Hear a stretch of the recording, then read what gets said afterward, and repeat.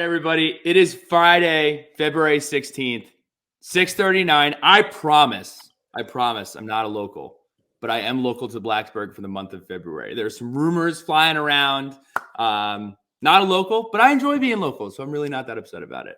But we are joined by Georgia Amoore, senior point guard, hooper, podcaster, legend, international sensation. If you don't know who she is, you probably don't listen to this show very often. So, but Georgia, welcome to the show. How are we doing? I'm great. Looking pretty, sharp in our hats. Sharp in our hats. Dapper. Does that have the logo on it? I know that was from the Final Four. Just a Wendy's and a Coke one. There it is. Yeah. Oh, it's on the back too. The most important one, I guess, is the There we go. Final Four one. So, as normal, now I don't want to say my feelings are hurt. They're a little hurt. You haven't been on the podcast since October of 2022. It has been a very, very long time. So a lot has changed. But the one thing that hasn't changed is we still do have our Hokie haiku submitted this time by Pete McGee. His haiku: Amoore amazes, dribble, drive, step back, pull up, Ballarat baller. How about that? Can you grade that on a scale of 1 to 10? Yeah, I'd probably give it, a 10. Okay. Creative. Yeah, I can't argue with that. Pete McGee, awesome job. So last night, win over Duke at home, 56-61. The crowd was awesome. Kelly was there. Just a fantastic night. Just before we talk about the game, environment, just how awesome was it? The light show, which usually has a very low adoption rate, but they crushed it last night. No, it was incredible. Like, for it to be sold out and then everyone, engaged in everything was just, it helped so much. Oh my gosh, especially in a game like that. Like, when you're going in, it was probably going to be incredibly low scoring. It was just not going to be the regular type of game we play. Duke is rough, but we appreciated the energy and the shift and everything that happened in that game. Everything like that matters immensely in those types of games. So we're going to talk about Matilda X a little bit later, but she mentioned a factor of revenge from last night. But I'm not going to go down that road. What I want to tell you is a fun fact. So these last two seasons in hitting your stride come early February. 2022 was a bunch of new faces. You lose to Duke on 126. Then you win your next 11 ACC games. You win the ACC. You go to the tournament. You make a run. And then last night marks 8 wins in a row since the trip to Duke on 118. Just some cool data for you. But Billy Ray, what's your question? 2022, you're getting a bunch of new faces on the same page. You got Deasia Gregg, you got T. Soul, you got Kayana. This year, you got Matilda X, Olivia Sumil, the freshman, Carly. This is year 2 of you all basically bringing it together with new pieces and gelling and learning how to play with one another. Can you walk me through what goes into that and why you think you all do a really good job of it? I guess a lot of it probably has to do, with Coach Brooks. Like, when you talk about team chemistry and team building, he's never one to force it. He's big on it naturally developing, which I think is huge. And you never have to be best friends with absolutely everyone on the team. And I think that's probably a shock to hear for some people. There's people that I love on the court and then I just don't really talk to when I'm home. But as long as we have that chemistry on the court, it helps immensely. And I think last year we had that loss against Duke and a lot stuck out to us. And as you said, we kind of gelled together and pulled it out from there. But I think because we had that loss, we learned so much from it. And, looking at this year, Duke, we lose. I get concussed. They play Clemson. They win. They play really well, and I'm not there. I'm at home watching. So I think it's just a massive learning curve and opportunity that kind of helps with our chemistry this year. And, yeah, it's eerily similar to what it was last year for sure. You're still on mute. See, you're a seasoned vet. I'm acting like a rookie here. Really, in my mind, last night's win was a testament to this team's ability to overcome so many different challenges. In winning time, you drop 5 points in the last 20 seconds to seal it. I'm not saying anything that you wouldn't say about yourself. An uncharacteristic shooting night from you. But looking at this team and your ability to win, given so many different challenges, whether it's, you won't say it, the Boston College refereeing situation that went on, it was crazy. Uncharacteristic shooting nights, foul troubles, different lineups, injuries. How are you all able to just piece it together in different ways? Yeah, I think we just have a really unselfish group, and we know that for us to be our best, everyone has to succeed in their own roles, and sometimes that doesn't happen. Like, yeah, I shot like absolute crap, but it's like, what else can I kind of do to help? And I think we all have that understanding, and none of us really get in our heads or get, you know, spiral about it when stuff doesn't go right for us, like individually, because I think we just have such greater goals as a team that it doesn't really, phase us. And then I want to give you an opportunity to brag on some of your folks here. So number one, the double big lineup. I know you guys have talked about it on Queens of Cassell a lot. Number one, I've been saying buy Clara Strack stock now. Say that 3 times Mhm. really fast. But Mhm.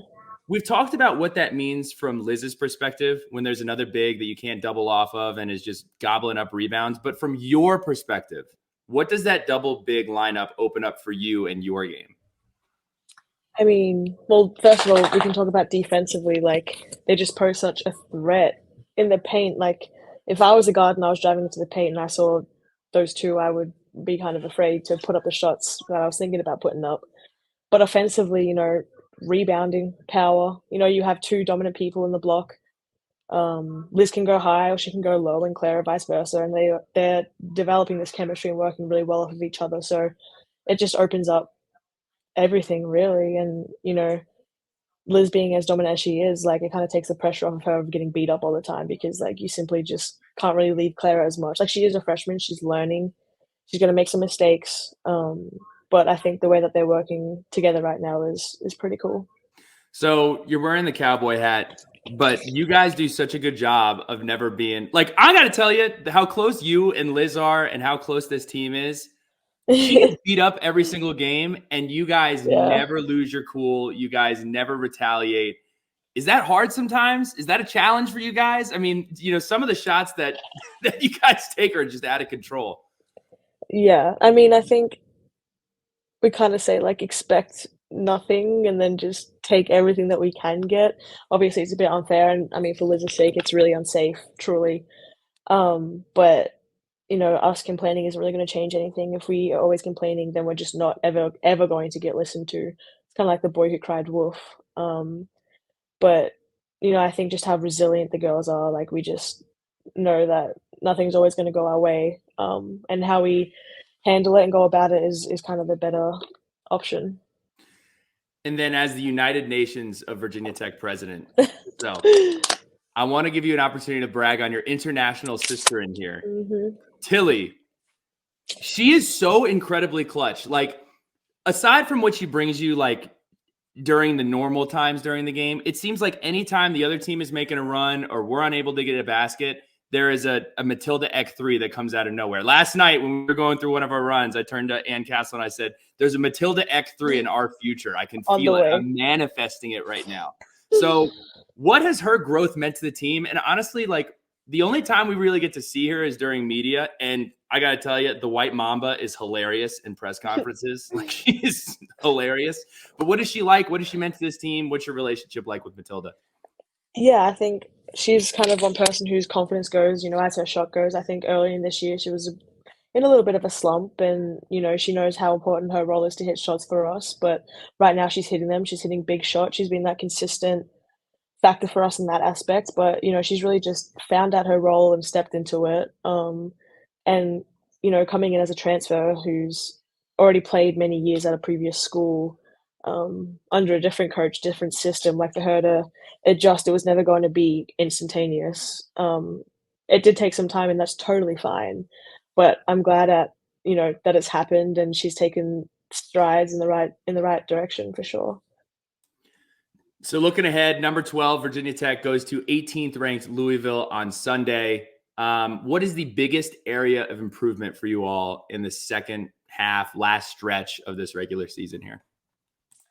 Ooh, like, do you mean, like, what we have to improve on or what we have that's, like, helped us? What do you have to? I guess both. If you want to Oh. answer 2 questions, you can answer 2 questions. Well, I would just, always come back to our chemistry, like, that has very much developed and it's helped us so much, and, I think, our focus has shifted to one game at a time. Obviously, our last couple of games, this last stretch is incredibly difficult. We have a great deal of good teams like to play against still.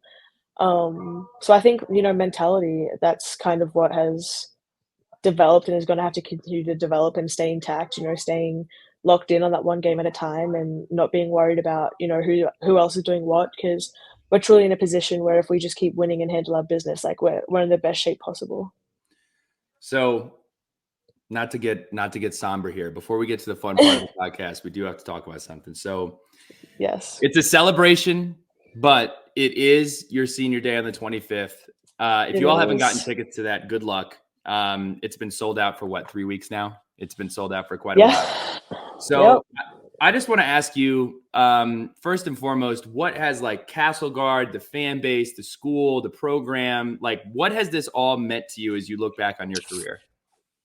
I mean, we've been on quite the journey because I came in and didn't have that many people in the stands. Like there was support here and there, but it wasn't anything extravagant. And I think, starting last year and it's carried over to this year, we've just had the most immense support.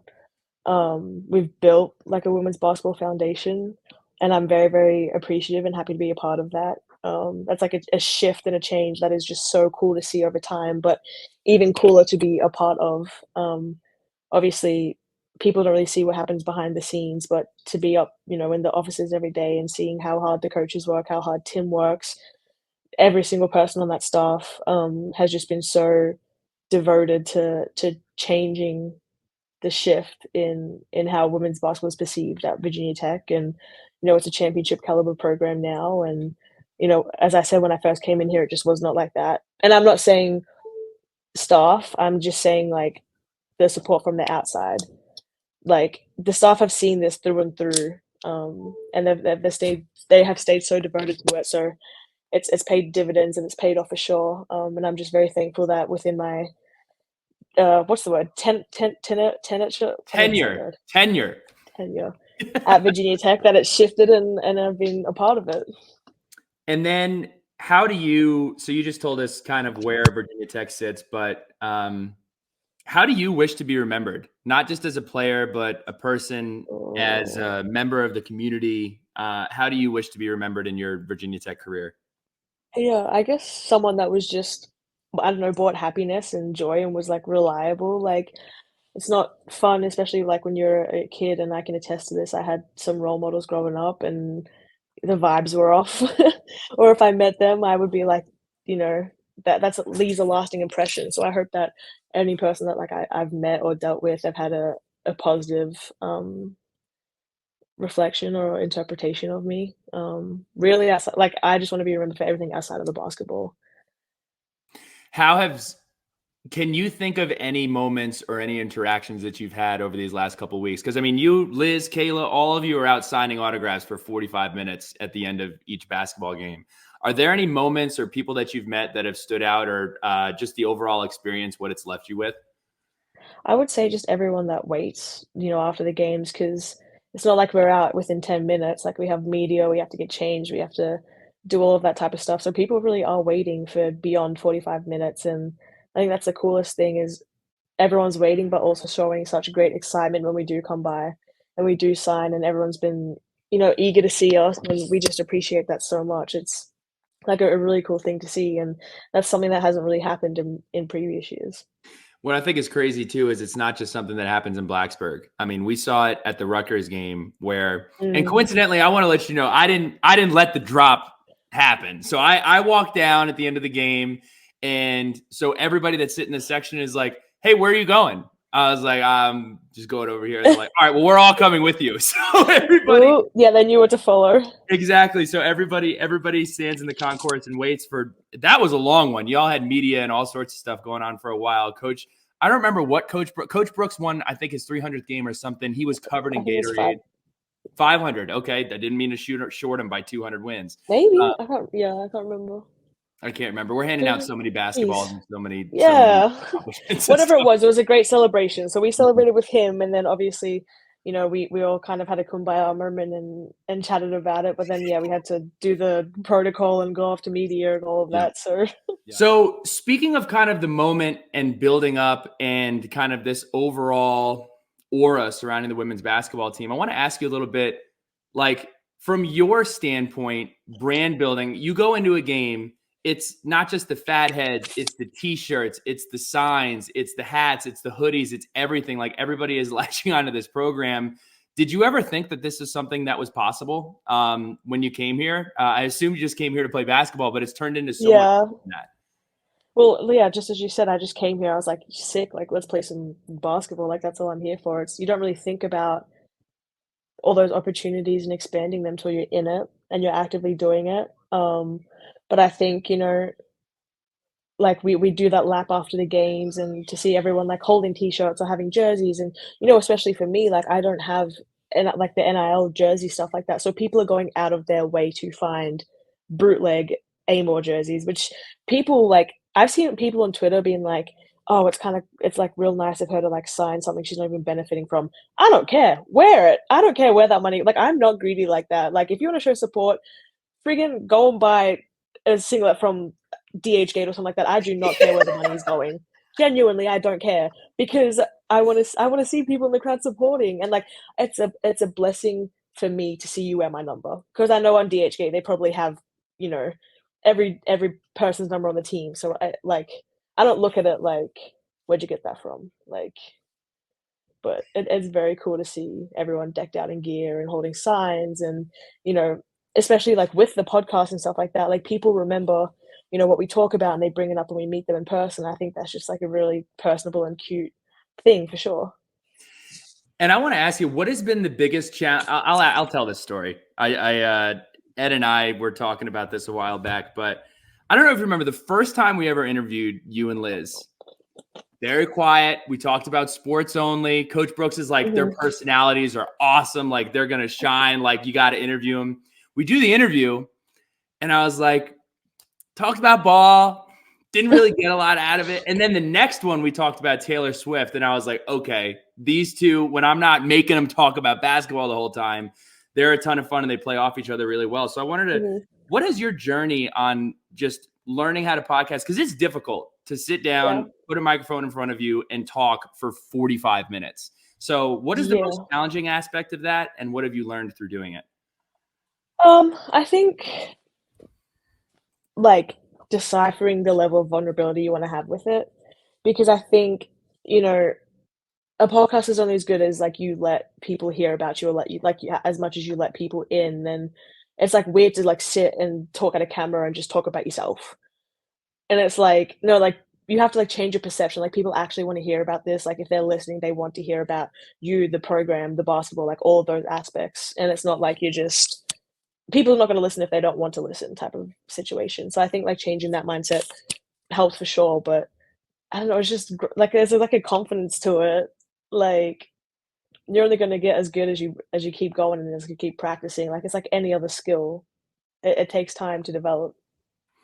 So for those listening, I encourage all of you to check out George's podcast she just did with Haley Jones on Sometimes I Hoop on the Players Tribune. That was really, really cool. We'll link that in the article and re-up that on socials. But how was that experience for you? I saw you were on The Athletic recently, but I know Haley Jones is somebody that you admire greatly as well. Yeah, no, she's such a sweet and cool person. And that podcast was great to be a part of because she was so like intricate and tentative to details. It's like she's not just like a casual fan, like she loves basketball and you can tell that. And it was just the way like she carries herself on a podcast is just so professional, and like I couldn't honestly speak more highly of a person than her for sure. So we're 4 yearishes into the American experience. So I'm going to ask you some American related questions. So go ahead. What is your favorite thing about America? I asked you this the first time. I'm curious if this has changed at all. You've gotten to do some traveling, Boston, Charlotte. You've been all over the place. What are some of your favorite things now? What did I say the first time? I can't even remember. You're asking me to remember a podcast from 4 years ago. I know you've had a concussion. Right. I've had about 9 of them. So, we're my bad. My favorite thing is how friggin' fast your stuff ships. The flat rates. Because in Australia, we online shop, and my God, it takes weeks. I mean, you saw Pat put in the order for the glasses the day after. We watched the game. The NC State game was watched. We woke up the next day, headed out from Charlotte to get to Blacksburg. Glasses on face. Yep. same day. Instant. Mm-hmm. It's insane. And I got to tell you, I would definitely say that. I don't mean to burst the Blacksburg bubble, but when I was living in Fairfax by DC, if you order something at like 4 and you do same day, it'll show up to your house at 6. If you need a cable for your computer, it'll be there before it's dead. No, we just don't have that type of luxury. It's coming. It's coming. Wait, can you hear that? Was this playing music? Not really. Okay, good. Yeah, what's you listening to though? I don't know. I've got noise canceling, but I can feel the vibrations.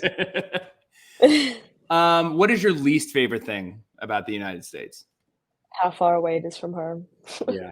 Like seriously, if it was like, I've got friends from like Europe and it's like a 9-hour flight, which, still sounds long, but compared to like the trek that I have to do, like it would be much easier if I could, in theory, pop over back home, like I just wish that either the traveling was quicker or it was just like a little bit closer. Like, so I was going to ask this later, but this jogs well. So I know you have some family that are coming up for the UNC game, but McKenna Campbell in our Letters to Lunch Pail, she submitted this and she said, how do you cope with the challenge of your family being away for so long? Like when I was on my cross country trip and I was just in California and there's a 3-hour difference, it was tough, like to know that your family is so far away. You don't know the next time you're going to see him or the next time you see him is going to be so far away. Like how do you cope with that? Because that is hard.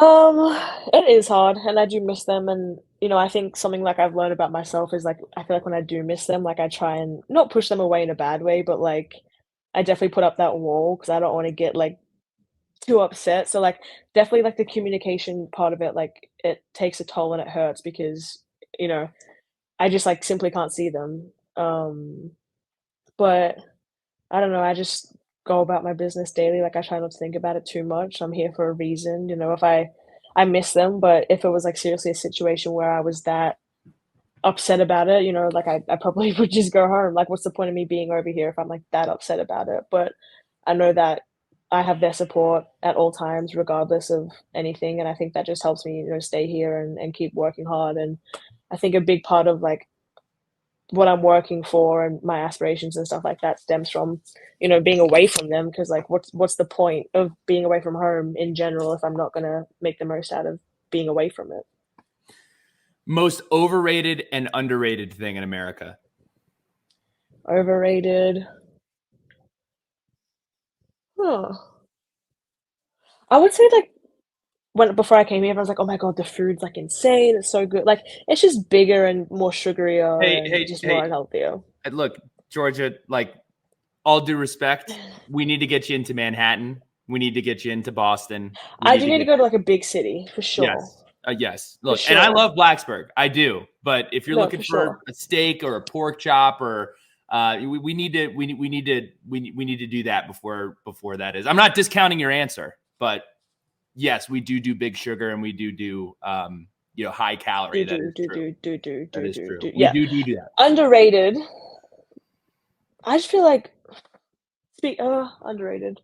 That's a good question. The most underrated thing. I feel like it's just all going to pertain to food because I would say like the gas stations, like they're lit. They are. You can go in and get a sub. You can get a hot sub. Bro, anything. And I feel like there's a Sheetz coming to Blacksburg. Yeah, and it's right near where I live and it's so dangerous. I would also say underrated. Americans have really put me onto like chicken Caesar wraps, buffalo chicken wraps, like anything in a wrap. And food. Yeah. I mean, if you see, it's probably not a good look, but back in my, over 300-pound days, I mean, if I was driving, I was holding a wrap like a cigarette in one of my hands and just housing that anytime I went to the gas station. Oh, so good. They're so good. Let's see. What do we have? Let's move into rapid fire here. And I know this is a touchy subject for you. Halftime show of the Super Bowl. I want to get your reaction for how it was in general, for what it was. And then if you have a comment on Justin Bieber no showing. Okay, so first of all, I actually love Caught Up by Usher. Like that's like, do you guys have So Fresh? Like those CDs that have just like a compilation of like all like the top hit songs and stuff like that? Yeah, like when I was a kid, it's like kids bops for adults. Yeah.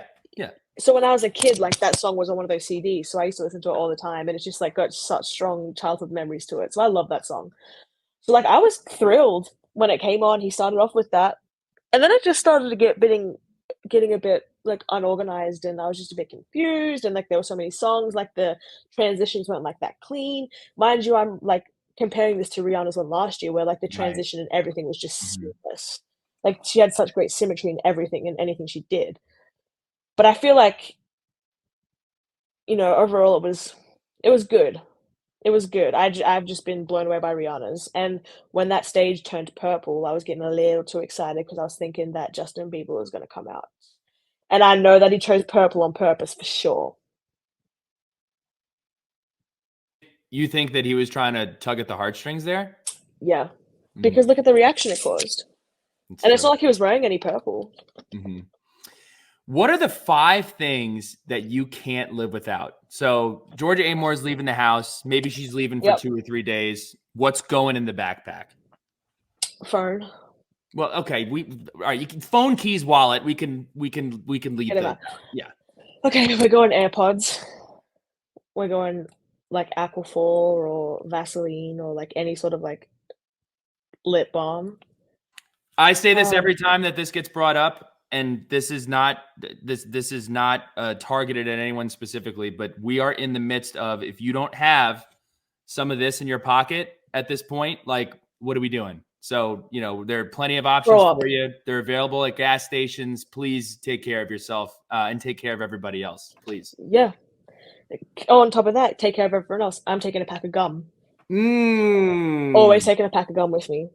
Okay. And then I would have to say, you know, like I would say an accessory, so either like sunglasses or hats, Okay. because you never know. I've been caught at some outdoor sports games. I'm like, damn, I really wish that I had some kind of Shade. something Hmm. right now. Hmm. And my last one. You know what? Underrated. Just a deck of playing cards. I always used to carry around dice in my Yeah, backpack. And I not only think you don't even need to use it, I think it just no, adds a level of sophistication to you when yeah. you have it on you. It's like a conversation starter, first of all, but Hmm. second of all, it's just let me tell you about my little deck. Might be a bit inappropriate. Got it from Greece. Now Okay. it's a bit graphic. I won't show it because this is actually what age is this? So I got a pack of cards from Greece that have these graphic images on them of like their like traditional like like ancient Greek pottery and stuff like that. And each card is unique. The pack in itself is very great. Great conversation starter. Not only that, we can joke about the cards, but you can play Go Fish, you can play Snap, you can play anything you want. Like, how many times are you stranded, waiting to travel, especially as a team? We go to the airport quite often, obviously, and, you know, we have the luxury of having charter flights, but sometimes that means that, the time you leave, take off, or the time that you depart, or whatever can change. Hmm. So I've always got them on me in case of those situations. What was this? That's an interesting question. What was the biggest travel disaster that you guys have had in your career? Oh, I wouldn't say disaster. I think we've been like very, very fortunate. In touch wood, we've got like 3 bloody travel days to go. But the scariest one I think maybe was 2 years ago. We're traveling to Notre Dame, snowstorm. And we didn't know if we didn't know if the game was gonna get cancelled or what. So we're practicing. Like we have no idea if this plane is gonna leave, if we're gonna go, or the game's gonna get rescheduled. And they're like convincing us, like the ACC is like, no, like the game can be played. Like the weather's like not that bad. Like their airport's built for this. And I was like, Jesus Christ! Like we're flying through a snowstorm and landing and taking off on ice. Like it's just not what I'm about. So that was probably like the scariest flight I've ever been on. Because it's like they didn't even have like the confidence or like just the way that they were wording stuff. I was like, y'all are so unsure about this, and you guys are trying to push this game so much that it's kind of freaking me the f out. I got to tell you, like, one of the things about flying, and look, if like, I just got to put a message out, and maybe this is an America problem, maybe it's an everywhere problem. Like, flying sucks. Nothing about flying is fun. It's not an enjoyable experience. But the thing that drives me nuts is anytime there's any type of delay, is the pilot's first instinct is to lie. So I would much rather the pilot say, hey, we don't have a gate. I have no idea when we'll get one, but I just wanted to let you know. Instead, they'll be like, all right, we're pulling into Dallas-Fort Worth. We are probably going to take about 5 to 8 minutes to get situated, but everybody just stay in their seats. 30 minutes go by and you get hit with the 5-minute thing again. Come on. Bro, the worst thing is when you get delayed or whatever, and they say, "Oh, it's weather." Ugh. Bull crap! It's weather because I see no cloud in the sky. No. Just tell me that the lights are broken, and you have to fix the lights. Tell me that the brakes, or that you have to pump up the tires. I don't know. Don't lie and say weather because then people can't get refunds. Well, I want to ask you a question then, Georgia, because I think there's a good example of this that just happened to Pat. So Pat was flying back from California to Charlotte. He gets on the plane and they all have to deplane. And the reason given for them having to deplane was that the call attendant light for one of the seats was not working. So just one of the seats. Just to like, hey, I need a refill on my Jack and Coke button. So wouldn't you? I would rather be lied to. I'd rather be like, hey, look, like one of the wings it has like a loose screw or something. If I'm getting off of a plane because of that, probably gonna be pretty upset. Yeah, I don't know. Yeah, exactly. Yeah. But if it's like, see, my personal experience is that I got delayed because they said quote unquote weather, and it was not weather. There was something wrong with the plane, and I missed my connection. So yeah, that's no good. Oh, were you going to Australia? I was coming back from Australia, so I was already miserable. Oh yeah. I was in Chicago, and I was just like, get me the F back to Blacksburg. I was supposed to fly into Roanoke, and I had to hop on a plane to Greensboro, and thank God for the Kitleys because they're used to that. They're used to that drive. They're about to name that highway after the Kitleys for all literally the reason the Kings. Literally. Jackie Mitchell submitted this. We are not related. Favorite on and off court memory at Virginia Tech. There's too many. On, like, it has to be like the ACC championship and the Elite Eight. Like, those celebrations were just incredible. Off court happens like daily, I guess. Like, something funny always happens, and I think I'm just like very lucky to have like a group of a lot of girls that like I know that have my back regardless. I can go to. Seriously, like just having that stability is something that like I think a lot of people miss and crave, but just to have like built-in best friends and sisters is pretty special for sure. So especially ones that are all going through the same type of stuff. Same type of stuff. What do you mean? Basketball, school, all day, every day, hours on end, homework, travel. Yeah, everything. Our days are painted the same. So this might be tough because you said you spend hours and hours and hours doing it, but who are the 3 most impactful people that you have met at your time at Virginia Tech that have not come from basketball? That have not come from basketball. Could be a professor, could be somebody making you lattes. It could be whoever's in charge of your. You know what? Now I feel really bad because I'm forgetting her name. The lady that owns Bowlers and Gillies, or that works there. She, just my rock. Yeah. And now I feel really bad because I literally call her by name every day, and I'm just forgetting it right now because I'm put on the spot. She like came to our game in Charlotte. She comes to our game. She brings her granddaughter and just assault. Like I just walk into Bowlers and I get my coffee and I have the same experience. And she's just like a consistent light in my life that is just so cute, and I love it. Like sometimes I don't even want a coffee. I just want to say hey to her. Seriously. Who else? I would say JC Price. His support is always super dope. And he has a daughter of his own, and she's. Can you hear that? Winnie! Raven, can you get her, please? But his daughter has hoop dreams, and I really hope that she fulfills those. And obviously, his wife is a big part of Virginia Tech women's basketball, and she was on that run when they went to like the Sweet 16 before us. So I would say, that family for sure. And then the last one. Well, I was also going to say I feel like any person who is involved with our podcast, and I mean like anyone like gives support in whatever way, shape, or form, they show that. But like, you know, especially someone like Mary, who like we don't see her often, we don't really talk often, but every time we go into 310, like she's always there. She's so bubbly. Like she is just like, I don't know, especially like for like our audience and stuff like that. Like at the end of the day, like Liz and I are still just college girls. Like she kind of like reflects that part of it, and like yeah, like you know what I'm saying? Like we're around like basketball, and like that's our life, and we get so sucked in and like so Mhm. miserable about it that you forget like there's just people out there like having the time of their life, and they're just so happy, and like she is one of them. Mhm. Mhm. Who is on your guest wish list for the podcast? Guest wish list has to be Chelsea Gray because we've teased it so many times and we've had back and forth, and it's just What are nothing's we ever doing? come through. What are we doing? I don't What are we doing? know. Shit. Now it has to be Haley Jones Mhm. since she's so kindly offered, Mhm. and probably like Sue Bird or something. Mhm. Yeah. This is a funny one. Who would do the best if they were dropped by a helicopter into the middle of the Australian bush, and who would do the worst? And I can't say myself.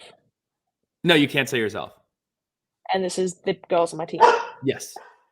The best would probably be, I want to give it to Mackie Okay. because some of y'all might not know about Mackie. She's so attentive.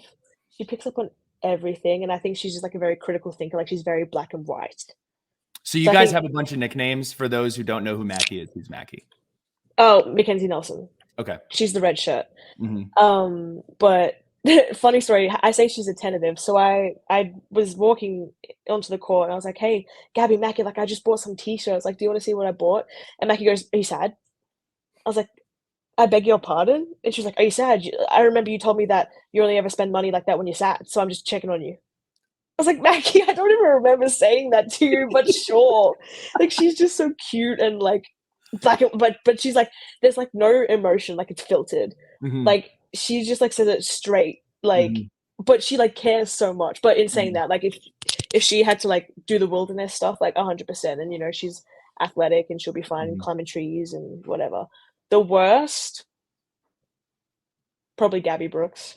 Yeah. No Wouldn't make offense. it. Wouldn't make it. She's just a squealer, like a squirm, like I love her to pieces. I well and truly love her to pieces, but Mm-hmm. I just would not put my money on her to survive that. So Georgia Amoore has been tasked with building a musical festival. You pick the location, you pick the headliner, Mhm. you pick the celebrities. Mhm. What are we looking at? Ibiza. Mm-hmm. Headline. It's a tough one. I got Mm-hmm. two of them, so maybe they can co-headline. Okay.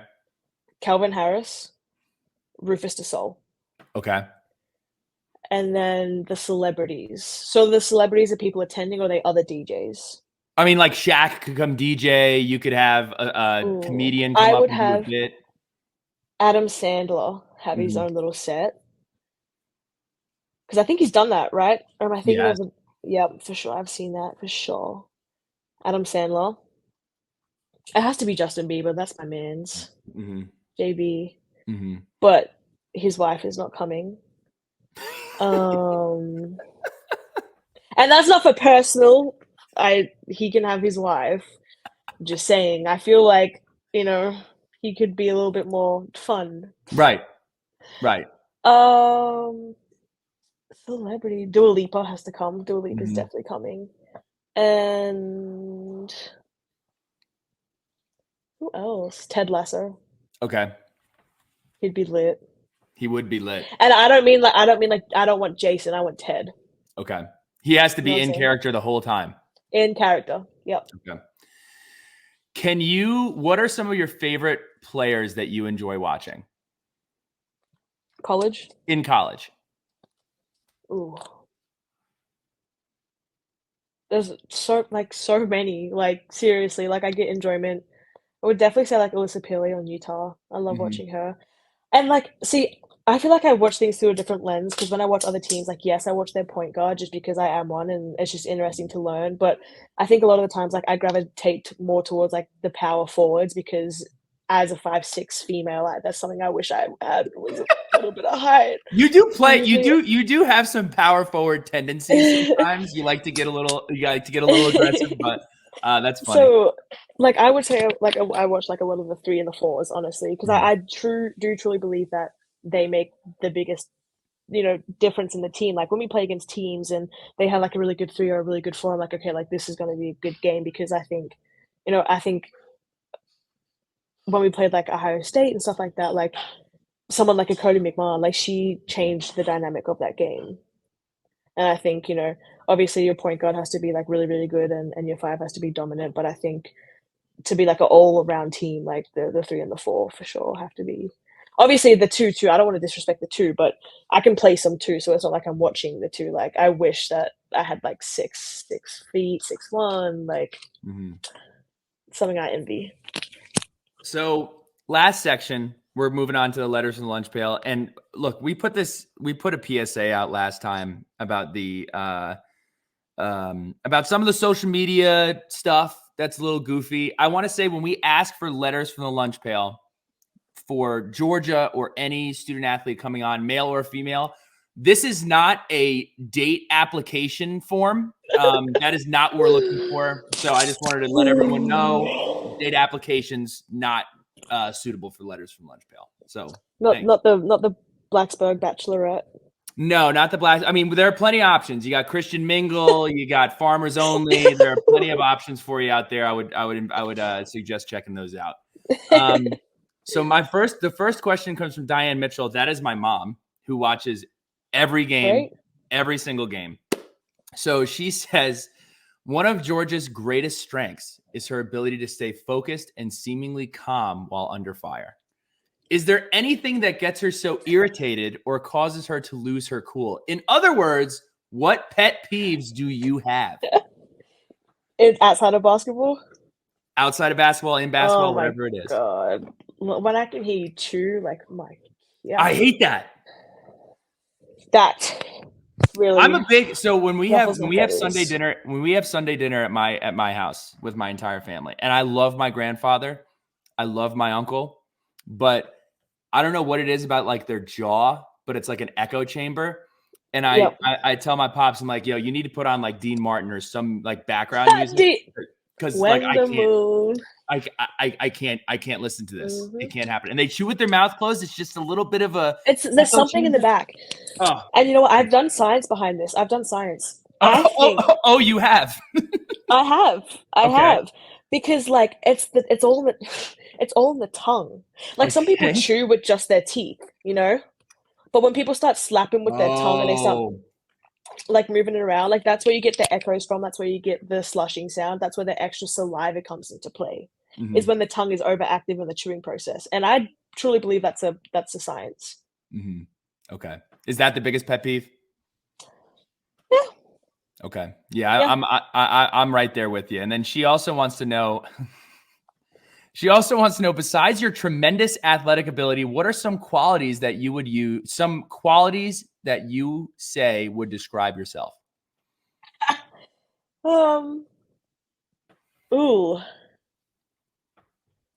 Crazy.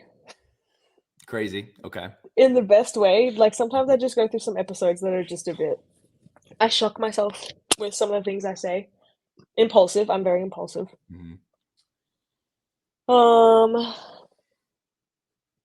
Yeah, I would probably say impulsive is the main one. Impulsive, like and sometimes. crazy.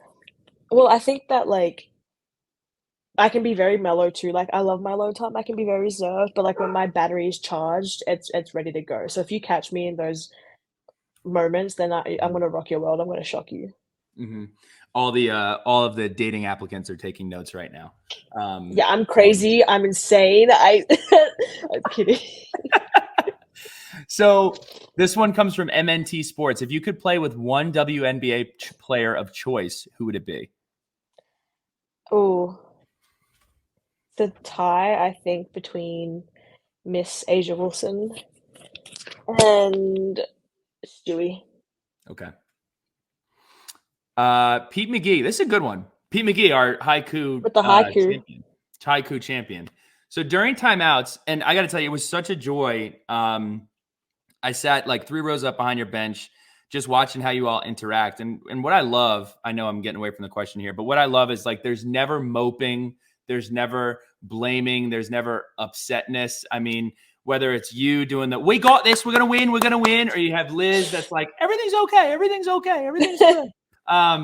I love that. I love watching you guys interact. But what are you guys usually saying to each other before I guess I just answered the question, but what are you guys talking about before the coaches come over and implement a set or a change or anything like that?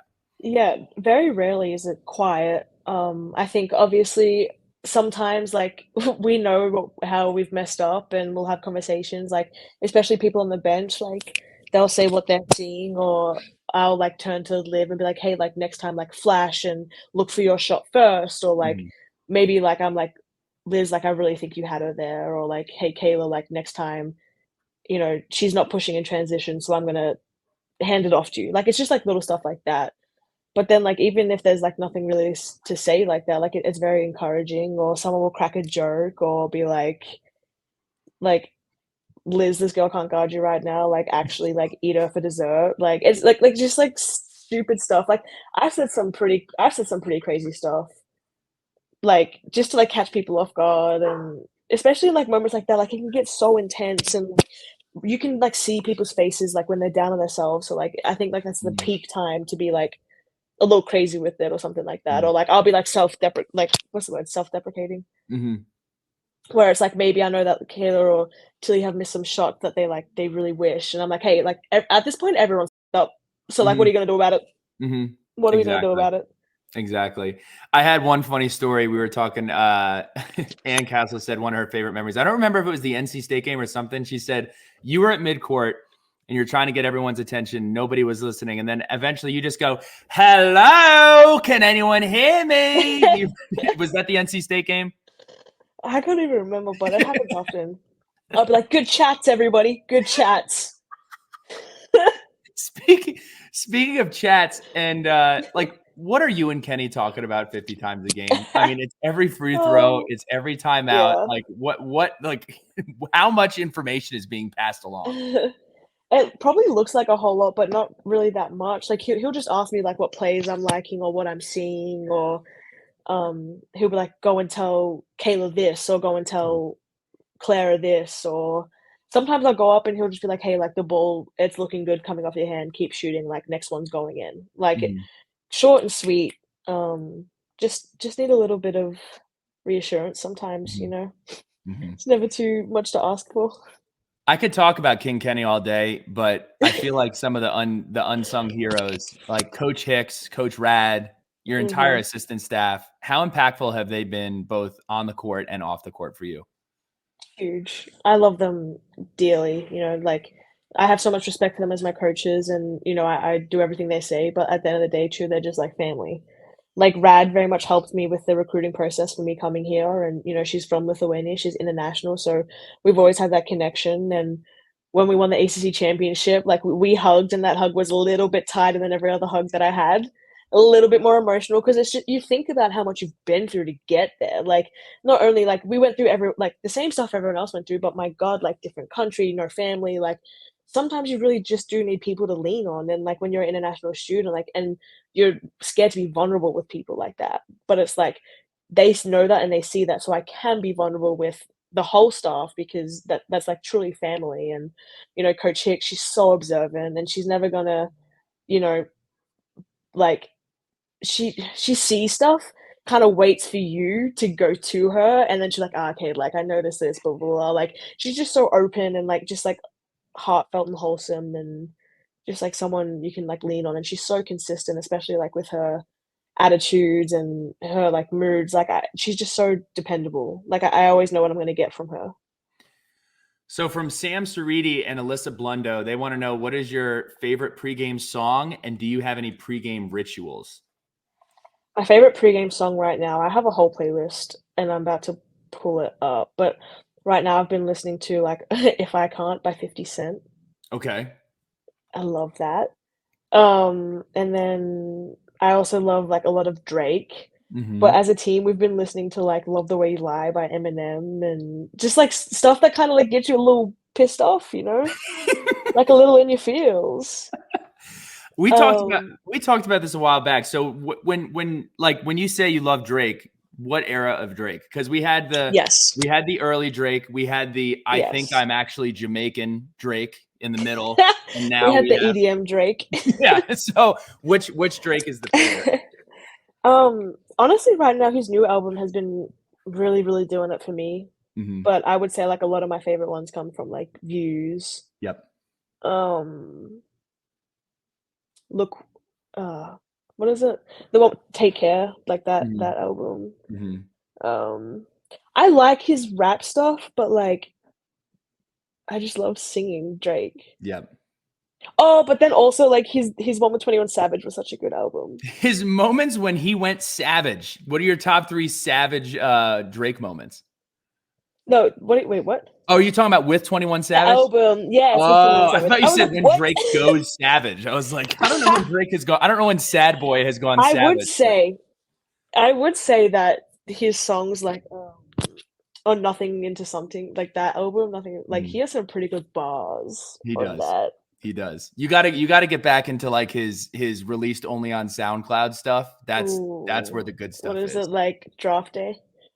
Well, yeah, right around that era, he would put a bunch of stuff out on SoundCloud, and you know him. Girls Like Beyonce, whatever it was. He plays the game so well. The BlackBerry with the side scroll. I mean, God, man, BlackBerry before your time. But he's good. No, my parents had a BlackBerry. Yes, but you did not have a BlackBerry. I had a BlackBerry. Yeah, but I still, as a kid, you steal your parents' phone and look through it. That's true. I tried to act grown. Canadian Leisure. This is a good one. Never heard this question asked. If you had to play against you, how would you scout yourself and how would you guard yourself? I don't want to answer that because then what if someone's watching and that's like a shoot yourself in the foot situation, especially we've got so much basketball to play. Yeah. Okay. We'll circle back up when you're full time. Postseason. That's a good question. No, not even the postseason because people take notes on their BlackBerries. We don't want that. My question is escaping me right now, and I can't remember what it was. Damn. You were going to ask something about postseason, post basketball. No, I wasn't going to ask something about postseason. How would you guard yourself? I can't remember what I was going to ask. It'll come to me as soon as we start talking. Probably. Taylor Nabel, dream partnership or collab? Honestly, I feel like, well, it would have to probably be Coke Zero for food and bev. Okay. For clothing, I'm gonna take a swing. Like I would probably say like Skims or like any underwear company, because I feel like underwear is such a nest. Like you obviously have to have it, and by underwear, I'm talking about everything.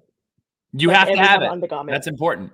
You have to have it, but it's also stupid expensive for some reason sometimes. And if I could just have someone send me like free stuff, like maybe Calvin Klein, Skims, like that would just take a lot of the money out of it, and I would never have any gray socks because I've washed them 80,000 times.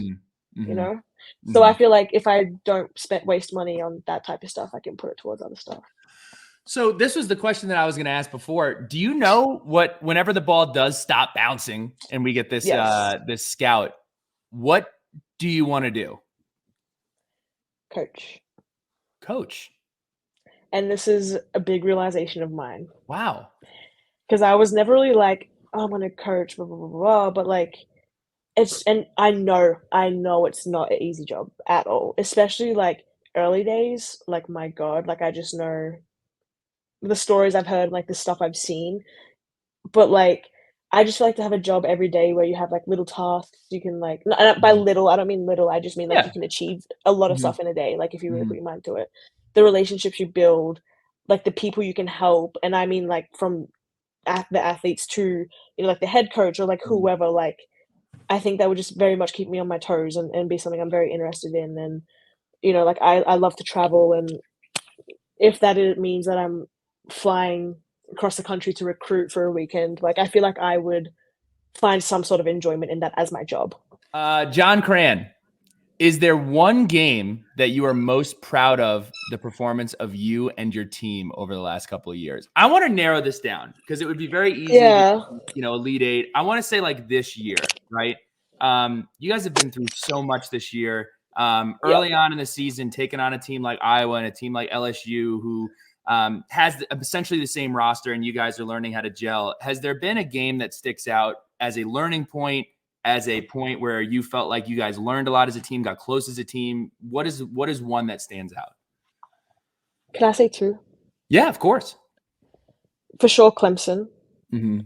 Because also, like, I feel like games that I play, when I rewatch the film, I'm obviously watching myself and my movements and my actions, but just like take a step back, know that I had absolutely zero influence on that game and just watch from a different perspective made me learn so much about my teammates, but it was also great for them to have that moment together. So for sure, like Clemson, I'm proud of. NC State at NC State is huge. But like, and this is like the stuff that like other people don't see, but like the locker room antics post game. Like I know like you all saw the clip of like that one. Some. Yeah. That wasn't even the half of it. That wasn't even the quarter of it. Like it's just like stuff like that is just like, yes, we won, but it's like the camaraderie after and like how we like handled it and like the bus ride home. Like that is the type of stuff that like I will like remember. Mm-hmm. So we heard David Cunningham put a tweet out about this, that when he was walking by y'all's locker room, he heard that it was quite the party in the locker room last night. What is that like? So does everybody kind of, what is the standard operating procedure if it's the same? It seems like everybody sits down and waits for the last person to come in. Like, what is the operating, or is it just craziness the minute that you walk inside? it really depends. I mean, like recently we've been playing like music after. Like we have this one song that we keep playing, and like that's kind of like our post game anthem. But like yeah, obviously like people have to do TV and stuff like that, so we'll wait till everyone comes in and we'll start singing. And Coach Brooks will come in, and sometimes we have the music on. The timing is just never like scheduled. It's just the vibes. But obviously, like a game like Duke last night, like obviously we celebrated it because it was a hard fought win. But then within the next minute, we were like serious and we're listening to Coach Brooks and what he has to say, and then obviously respecting everything he has to say. And then, once we've done, we bring it in and everyone's getting changed, like the music's back on and we're back to celebrating our victory. Last few that I have for you here. Abby Hamilton, what is your favorite thing about Virginia Tech in general? Basketball program, school, community. What makes Virginia Tech special to you? In general, the community, and honestly, just like the proximity of the campus, like being an international student, like everything's there. Like it's just so convenient, and it makes it easy to lock in on the task at hand. And I mean, I'm human. Obviously, I do get stir crazy, and do I wish that maybe we lived closer to a city? Yeah, but like that's not really what I'm here for. Like that's what I do when I go home. So, Anna Tate, favorite road environment? probably State. I think Coach Brooks put it the best way too in his press conference. Is like they're respectful, rowdy. Like they bring their energy, but they know their shit. Like they're not like disrespectful or like saying the wrong things. Like they bring good energy. Stephen Harless, I see you're a Fortnite player. What is your favorite weapon and your favorite player skin? I like any type of AR, any type of gun that just see, my aim's terrible, so I can't be doing no sniping business because like it takes so long to reload. Like I need the hard and fast ones that I can just that's how my foot's cramping. That my foot cramps. I need one of those type of guns. And like the scope, like I like the square one. Okay. See, do you like my favorite gun is the pink one, and my favorite scope is the square. That I have no idea what I'm talking about when I do that. But I know I know it through trial and error. Are you good? How many solo wins are we talking? Are we in double digits, triple digits? I play squads a lot more often than I do solos. I will say that I had a solo win the other day. But I love the headsets and the talking and the banter. That's what I like it. My favorite skin though, I had the Weekend for a while, but I just bought a new one. And the new one, I forgot what it is because I'm just not used to it. Oh, I know what it is. It's a Jalen Hurts one. I bought the football one and I customized it, the Eagles outfit with Jalen Hurts is number one. Why? Are you Jalen Hurts fan or He's just cute. Jalen Hurts is cute? Respect. He's I'm not cute. agreeing with you. I'm just repeating what you said. Jalen Hurts. No, we could say it. Jalen Hurts, good looking guy. He's a very good looking man. We'll call a spade a spade. Very well put together. Mm-hmm. Yeah. Mm-hmm. I mean, yeah, like I wouldn't date him, but like. But he's a good looking dude. And I respect as well that like he's like management and stuff is like women owned. Mm-hmm. Mm-hmm. So you follow along. So you're observant as well. You were trying to make it sound like you weren't observant. What? No, I'm observant. Okay. You just said that. I just forget that I observe stuff until like I have to talk about it. Like if someone brings up something like a week later, I'm like, oh, you know what? Actually, I did think that was really weird, and then I'll be able to go into detail about it. But like I'm not about to like pick up on everything and be sus about it. Mm-hmm. So this last one came in at the buzzer. I got a phone call at like 5:00 from this number. It was like +7134. I was like, this is a telemarketer. And I got a text message. And of all people in the world, it was Justin Robinson. And he wanted to submit a question. And he says, how does it feel to be the best player from both women's and men's basketball to wear number 5? Aussie, Aussie, Aussie. Oi, oi, oi. Of course. Well, it's a false claim. I think there's been many great 5s that have shared the number. 5 is a great number. It is. It is. I'll be first and probably not the last to say that. I think we've had a great deal of number 5s. You know, you want to talk about Vanessa Panousis. Mm-hmm. Another Australian legend. That's what I'm saying. But I wear the number 5 with great honor. It's great pride. I think it's a number that everyone kind of aspires to wear. And I feel like it's a point guard number, really. Mm. So, you know, I wouldn't say that's the correct claim, but I would say that I know the weight that the number carries. And I'm reminded every time I put the jersey on that I have to represent it to the utmost standards and expectations. Love it. Love it. Well, Georgia Amoore, it better not be 15 months from the next time that we have a podcast, but everybody, please check out the Queens of Cassell podcast. So awesome to see what you're doing. So excited. I'm going to be there at the UNC game. Going to be watching Louisville. Really excited about it. Anything that you want to end the podcast on? No, go Hokies. Go Hokies is right. Have a great rest of your afternoon, Georgia, and appreciate you jumping on. I will. Thank you so much. I appreciate it.